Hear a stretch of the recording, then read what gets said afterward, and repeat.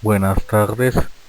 Vamos a ver tres temas importantes en la asignatura de Ingeniería de Software, como son los sistemas distribuidos, la arquitectura de aplicaciones y la reutilización de software. Este es un trabajo realizado por la Universidad Antonio Nariño, sede Guadalajara de Buga, en Colombia, realizado por el estudiante Luis Carlos Osorio Victoria en la asignatura de especialización 2. Como definición de un sistema distribuido, tenemos que saber que es el que comprende o es el que utiliza los recursos de dos máquinas, de dos sistemas, de dos computadores, los cuales colaboran entre sí mediante una comunicación para realizar una tarea. Un ejemplo muy claro es cuando un cliente accede a un sistema bancario por medio de un cajero que se vuelve cliente, y esta a su vez por con un protocolo ya definido de comunicación se establece con una máquina que sería el servidor, y es aquel que le realmente almacena los datos del usuario. Este es un ejemplo clásico de un sistema distribuido y es uno que nos sirve para la definición. Como les dije anteriormente, en el sistema cliente-servidor, la máquina que solicita la información sirve de cliente y la que ejecuta hace el parte servidor. En el ejemplo que les hablaba en la diapositiva pasada, vemos como el cajero hace el papel de cliente y con el que se comunica y realiza la tarea hace el papel de servidor. Cuando se habla de clasificación de los sistemas cliente-servidor o de los sistemas como tal distribuidos, tenemos que hablar del nivel de abstracción del servicio que se ofrece al usuario. Para ello hay tres componentes básicos. La interacción con el usuario, la que estamos hablando de interfaces como tal. La lógica de la aplicación es donde se realiza toda la parte de fórmulas, datos y peticiones a la base de datos, y la parte de repositorio de datos, que es aquel simplemente como tal la base de datos. Ahí estamos hablando de tres procesos que se comunican por un medio físico y realizan tareas cada una específicas que conllevan a una tarea en general. Estos son los componentes básicos de un sistema distribuido. Ya hablamos anteriormente de los conceptos básicos sobre los sistemas distribuidos. Ahora vamos a hablar de su clasificación. La primera es la representación distribuida, donde tenemos un terminal bruto que simplemente sirve de acceso al sistema para comunicarse con el servidor, pero el que realiza todas las funciones requeridas, incluso hasta transmitir la interfaz de usuario, es el servidor. La segunda clasificación es la representación remota, donde tenemos un cliente inteligente, el cual ya, a diferencia del anterior, presenta una interfaz básica de usuario, pero igualmente como en la representación anterior, vemos como el servidor utiliza la, una interfaz de usuario avanzada para acceder a la lógica de programación y a la base de datos. La tercera de las clasificaciones de los sistemas distribuidos es la lógica distribuida. En este caso tenemos un usuario que hace ya una parte trivial de la lógica de la aplicación y que lleva unos controles básicos, tiene unos rangos de campos obligatorios, mientras que el grueso de la lógica de programación la realiza el servidor. La interfaz totalmente está en el cliente, y el servidor tiene la lógica de la aplicación y tiene la base de datos. La cuarta de las clasificaciones es la gestión remota de datos. En esta tenemos un terminal mucho más inteligente que los anteriores casos, donde ya tenemos como cliente un computador de mesa, donde este maneja no solo la interfaz de usuario completamente, sino también la lógica de programación. Y lo único que hace es que transmite los datos para ser guardados en un servidor.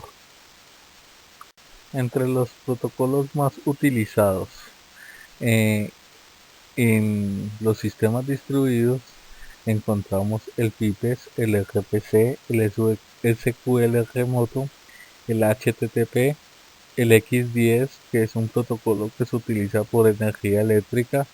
El HTTP que dije anteriormente es el protocolo más usado, que es el de páginas de internet. Hay otros miles que podríamos definir después de que el cliente y el servidor tengan la misma protocolo de comunicación. Ahora vamos a tocar el segundo gran tema de esta exposición. El primero, como lo vimos, fue los sistemas distribuidos, y el segundo, como también se dijo ya al principio de la exposición, es la arquitectura de las aplicaciones. Primero hablemos de arquitectura como tal. Es la que desarrolla un plan general del sistema, asegurando que las necesidades de los usuarios sean atendidas. Otro concepto muy importante es la ingeniería, la cual proyecta la estructura física interna, dando los objetivos definidos por la arquitectura, considerando la eficiencia y la eficacia del proyecto. Y como tercer tema que deslumbramos es la construcción, la cual se elabora la estructura con el uso de herramientas y datos. Aquí vemos tres interacciones que van hacia la concepción de un buen sistema. La arquitectura como tal, que es la que como lo dijimos, desarrolla el plan general del sistema. La ingeniería, la que proyecta o diseña la estructura física, y la construcción, que es la encargada de elaborar la estructura, con el fin de unir las tres y desarrollar la mejor arquitectura posible para una aplicación. Cuando estamos hablando de la arquitectura de la aplicación, tenemos que pensar en diseñar. Para diseñar tenemos que primero proyectar hacia el futuro, segundo elaborar planes, y tercero desarrollar las aplicaciones que se integren y funcionen bien. Si tenemos bien definido esas tres, cualquier sistema, sea un sistema cliente-servidor con un servidor externo, o de los que vimos en las clasificaciones anteriores, van a poder funcionar a la perfección. En la arquitectura cliente-servidor tenemos dos capas, la front-end y la back-end. La front es la que nos muestra directamente las pantallas de usuario, y la back-end es la que define la lógica de programación. Ya viendo más detalladamente que front-end y back-end, podemos decir que la primera de ellas es la parte de la aplicación que interactúa directamente con el usuario, basados en interfaces gráficas con usuario GUI. El cliente corre la aplicación que ofrece una interfaz con el usuario. Back-end es la parte que nunca va a interactuar con el usuario, es donde residen la base de datos, eh, sean relacionadas o no, relacionables o no, y la lógica de programación en algunos casos. Uno de los conceptos básicos cuando hablamos de modelo de arquitecturas cliente-servidor es el tipo de aplicaciones que vamos a utilizar o vamos a diseñar. Aplicaciones simples no requieren una gran base de datos compartida, puede ser elaborada solamente en una máquina que sea cliente.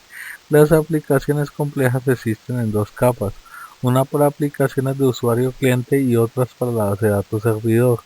Eventualmente el cliente y el servidor podrán estar en el mismo equipamiento, pero generalmente cuando estamos hablando de una aplicación compleja, ya tenemos que estar visualizando que nuestro servidor y nuestro cliente van a tener que tener una comunicación, porque no van a ser la misma máquina. Conductor de los procesos de negocios. La actividad principal de los sistemas de información computalizados es la de conducir a los procesos de negocio, mantener la base de datos, poner a disposición toda la empresa los datos que precisan los usuarios y coordinar el acceso a los datos. Lo ideal no es que sea un plan de negocios estén automatizados.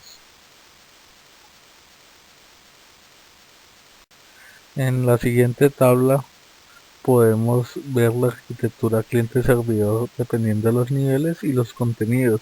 En el nivel del aplicativo del usuario, las aplicaciones de PC e interfaces gráficas. En las reglas de negocio vemos las reglas de negocio y todos los procesos de cálculo. Ahí es donde va la lógica de programación. Y la administración de datos, que es el último nivel, vemos las bases de datos. Hoy en día generalmente deben ser relacionales y SQL. El último de los tres temas grandes a tratar es la reutilización del software.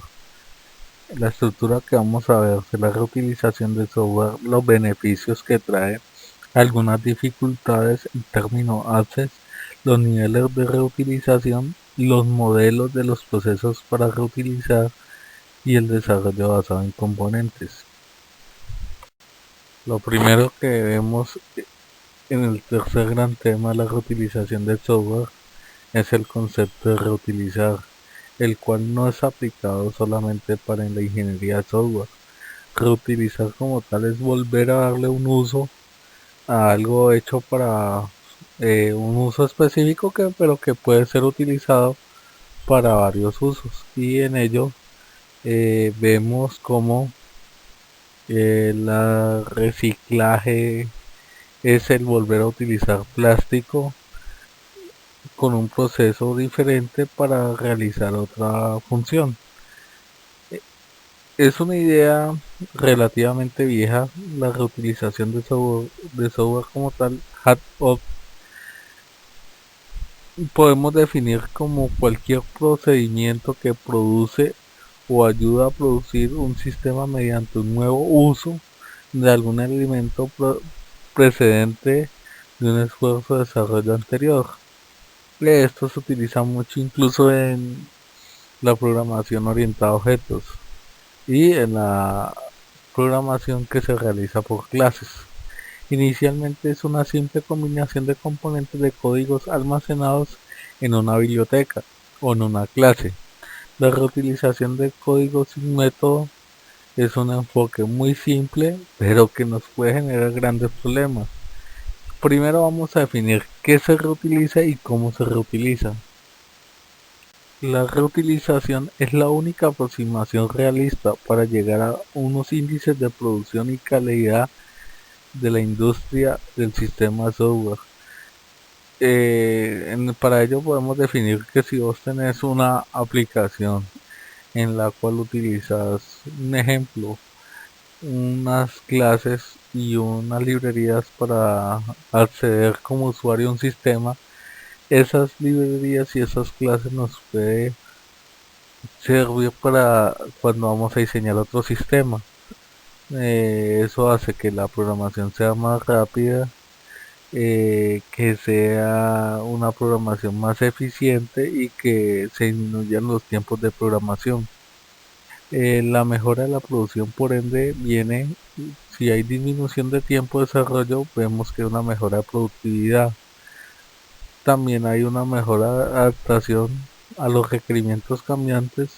Los requisitos, aunque no son estables de una aplicación a otra, se pueden acomodar haciendo un buen uso, un buen método de reutilización del software. Y eso hace que disminuya los costos. Al mejorar la calidad de los sistemas de software, tenemos una mayor flexibilidad y tenemos mayor eficiencia. Aunque al principio puede que no, a la larga vamos a ver que se utiliza.